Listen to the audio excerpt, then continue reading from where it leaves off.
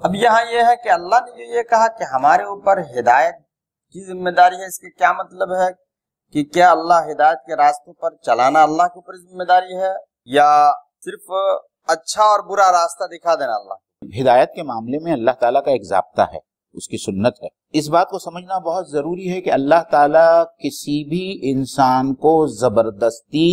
ہدایت کے راستے پر چلا نہیں دیتا، بلکہ وہ ہدایت دیتا ہے، وہ راستہ بتاتا ہے۔ اللہ تعالیٰ نے انسان کے اندرون میں جو ہے اپنی معرفت رکھی ہے اور اچھے اور برے کی پہچان رکھی ہے، پھر پورے کائنات میں اللہ تعالیٰ کی نشانیاں ہیں، کائنات اور انفس میں نشانیاں ہیں،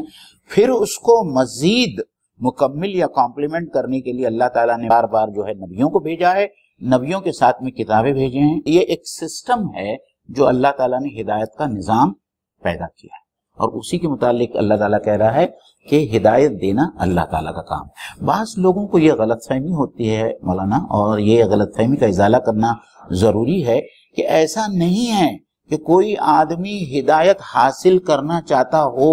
یا متقی بننا چاہتا ہو اور اللہ تعالیٰ اس کے ہدایت کے راستے میں آڑے آ جائے، یا اللہ تعالیٰ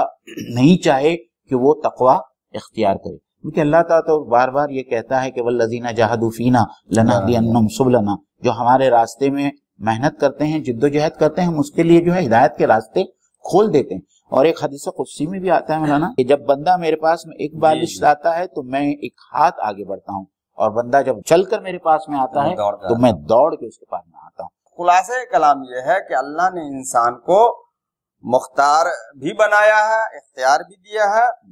اور عقل بھی دیا ہے، تو عقل سلیم کا استعمال کرے اور ہدایت کے راستے پر چلے۔ مولانا یہ بات بہت ہی صاف ہے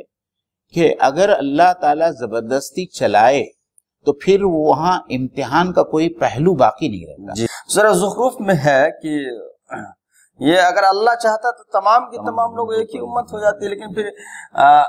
عقل دینے کا اور پھر ہدایت کا راستہ بتانے کا مقصد ہی نہیں رہتا۔